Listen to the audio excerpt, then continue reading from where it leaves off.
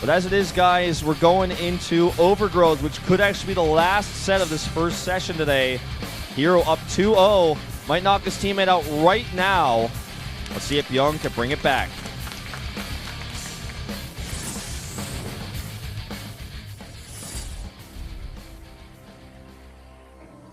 Down here on the bottom left, in the red, the Protoss player, it is herO. And we didn't even really talk too much about how well his DTs went last game, too. Oh, yeah. Did a ton of damage. To the top right, Bbyong in the blue. Let's talk about those DTs for a second, because I'm glad that you mentioned this, as he saved scans very intelligently. The DTs still did a crazy amount of damage. Imagine if he didn't have scans. He would have actually just outright died. He had 3 scans saved. So a good amount of splitting on those DTs, insane control. Always just staying on the cusp of those scans. This is like a super high-level PvT that we're watching, even though herO is... It looks one-sided if you look at the scores. These have been some incredible games already to start this off. Really, really enjoying this. Yeah, especially that second game. Yeah. I feel like herO did crush Bbyong in the first one, but that second one, Bbyong is starting to put the pressure back on the herO, even though herO was just barely able to squeeze it by. Yeah, game 2, I suppose game 1 was like a bit one-sided. Just simply because of how good herO's defense was. But game 2, just seeing Bbyong try that siege tank style, just even if it doesn't work, we like get to see some new data. We're like, okay, how does this work out? Is it good? Is it viable? You know, I know Avilo's watching. He actually is, as he tweeted at me earlier. I know he's watching. He's out there. Hi, Avilo. So, let's see if Bbyong can figure this one out. This is another 2-player map. Siege Tank's definitely not as good on this one, just simply because there's too much open space. And the last time I would be very surprised to see him go for that comp again. At those vertical spawns on Deadwing, you just have all those ramps. Almost looks like a skate park or something. And the Siege Tanks always do better on the high ground, where it's hard for the Protoss army to actually get up and punish them. Well, the probe earlier on, he does see that Reaper build coming in here, so... He's going to try to get down this Nexus. He actually distracted that SCV with one of his other probes and then came in from behind. Yeah. Able to put that down. Very nicely done. Well, the reactor's on the way. Everything is normal. The third pylon is yet to be planted. Looks like he's actually going to put it right there next to his Nexus, so that's probably where we're going to see that tech hidden. The Reaper wants to identify this. They're actually going to delay for just a second with that Reaper. Now comes... Oh, no, it's still staying there. Yeah, wow. He's actually just waiting on the scout here. I think he wants to see if the Mothership Core is going to move out to try to scout. And now he's like, okay, this is my moment. He knows that also a tech could have been planted in that time he was waiting as well. Now he knows where the pylon is, and he's very happy that he could just do a single jump to get in there and see that later. So he's probably just going to keep the Reaper on the watchtower and send it back in a little bit later. It is going to be a Twilight Council. Not placed at that pylon, though. Yeah, very much in the back of the base. Going to be much harder to get that scout on, especially on this map. And back at the base of Bbyong, he just gets his factory up, and now he's getting the starport up. Just consistently getting those Marines out on the reactor. Yeah. It's going to do the same 2 Hellion opener. And sometimes those can kill some probes, but the scout is really important. It did well in the last game. You know, that is something we didn't quite mention. Bbyong's harass was much better in game number 2. Well, it's so good when you couple it with this Marine move out, because you have to really split your defenses. You have to micro probes at 2 locations at once. And as we saw from Jim yesterday, that could be really hard. I'm sorry I'm giving that guy a hard time. He's actually a great player. All the Jim fans hate you now.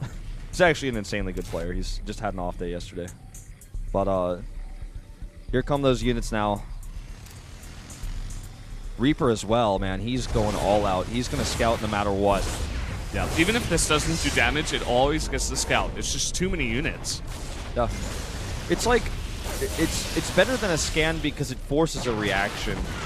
And you're going to see no matter what, because a scan can't run around and maybe kill probes and check everything. It might miss the Twilight Council. It's not going to force a Nexus cannon. It's a very aggressive scout. And I'm liking it. It didn't work out last time we saw it. Well, I mean, not last time as in last game, but last week when we saw this type of style. I didn't understand it, and now I'm really liking it. Yeah. All right, one Widowmine. What I was going to say is it forces a counterattack as well, which makes all of these units outside the base. And following it up with the Widowmine drop is actually so smart because that Mothership core is not in position. You can just bunker up here, put another Widowmine around it as well to defend. And once he sees those units, he's definitely going to just move in for the drop. There we go. This is so brave. It's a tiny drop too. Here. It's so smart because. Oh, he's just slipping in. herO has not seen it. Oh my God, that was such a late reaction, but still a beautiful one. I'm like, how does he do it? That micro was insane. And with 2 Marines with healing on a medevac, you can actually kill so many probes. And this means that herO can't be microing his attack, which is you can't execute this attack unless you can micro it. So it's just totally messing with herO here. That does get killed actually by probes. And he knows this is a Blink Stalker attack, so he sets up his defense carefully at home. Look at that. Perfect position. Oh, 1 more Marine shot would have killed that. It's at 6 health. Bbyong knows he's got enough to defend this as well. He's even got a tank in the back. I'm getting chills watching this one because he knows exactly what to do. The drop is the bare minimum amount of units he needs to force a warp in at home, to force a reaction, while not leaving him open. If he puts 4 Marines or 6 Marines in that drop with the Widowmine, then he has that fewer units at home to defend should herO decide to commit to the attack. He might die. So the position on the Widowmine is designed to where the Mothership core goes over it even like 1 more hex, like 1 more frame of movement, then the bunker snipes it. It's like such a great placement. Oh, man. And now herO just reaching a little bit too far. Not able to get the Raven now, which can actually kill the Subserver in the main base if he spots it. I think that's what the Raven's for, just to make sure that there's no weird DT follow-up because he has the Twilight Council, and also to snipe the Observers to eliminate high ground vision, which he was under the assumption he was going to be able to get that Mothership core with that Widowmine placement, which was actually genius. And then there would be no way for this attack to even continue, and then he could start dropping again. These 2 players are so good. You can actually see that Marine down here. He spotted the Warp Prism. Not sure if he was looking. Of course, a lot of things were going on. But at the same time, herO had a probe near the same location to spot the drop of Bbyong. These guys know each other so well. This is actually making for such a great series. Yeah, seriously. I'm really enjoying this. This is my favorite one we've seen all week. And now because he got that scout, he's out here, spread out his stalkers. Oh, he just barely misses it. Oh, I can't believe he missed that. God. He had like the first part down, he got the scout, and I was so happy he was following up, but just barely. You know, this is almost as if these 2 players are playing with both of them having map hacks on. Like, it's like there's no hidden vision. This Zealot harassment is doing a lot for him here. He's killing a lot of stalkers, but these are all missing units for the defense. Is Bbyong actually just going to go for the base trade here? Because this is just doing too much damage. And he's already halfway across the map, so he's just going to go for a push right now. We do have a Colossus back here, as well as a lot of gates. Oh, Bbyong is hesitating a lot, man. He put that auto turret down, and ooh, big move command here. Uh-oh. Is he trying to, like, I don't know what happened there. That was actually a waste. I guess because he's working on this at the same time. But this is starting to be a lot of damage done. That Immortal can actually pick off siege tanks, man. Hardened shields are pretty good. Avilo cries every time. Almost gets that second siege tank. That would have just been huge. These 2 auto turrets are actually getting a lot of probes. He might even unlock that achievement for killing like 25 workers with auto turrets. He's actually getting so many kills with this. They're tanking the shots on that Mothership core as well. Bbyong is actually starting to pull herO apart here. And this 1 Banshee that he's got in the comp, this gives him some extra vision, gives him some extra DPS.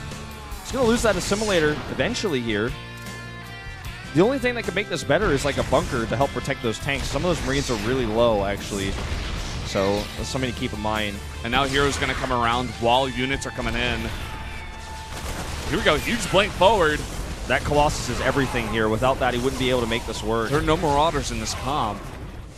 It's only Marines, and they just get swiped away by the Colossus. There's 1 Marauder. But Blink Stalker plus Colossi is perfect to destroy this mix of Bbyong, even though Bbyong did have a much better army supply. herO's just able to totally take this out here. Oh my god, herO is turning this game around. Even bringing just one stalker for the blink, but... Oh, he gets it. Nice. This is actually an insanely awesome game that we're watching here. Now these Marines are going to run in here to the natural. A lot of them, again, like I said, are low, and they just got a lot lower because of that stim, but it doesn't matter if they can still do their damage, and that's exactly what's happening. Energy here for the Nexus Cannon. Okay, this is going to turn into a base trade, but I don't think herO can actually make this work. His army is too small. Even with the 1-1 upgrades, it's just too much Marauder firepower here. Fighting with just enough SCVs for the tank. Perfectly done. Game. He's done so much damage. herO's got 10 probes right now. Forces the cancel on the Warpin. That was like, that probe wasn't even mining anyways, man. Ooh. herO at 31 supply, types GG. out. GG. He wanted the clean sweep, but Bbyong says no. That was a great game. That game was phenomenal. Definitely recommend. So far, best game of the series, I'd say. Really back and forth, that one. This is like when you think, how perfect can players play against each other? Like what happens when two players basically play against each other perfectly, know each other really well? That's what happens. Well, it's if amazing. you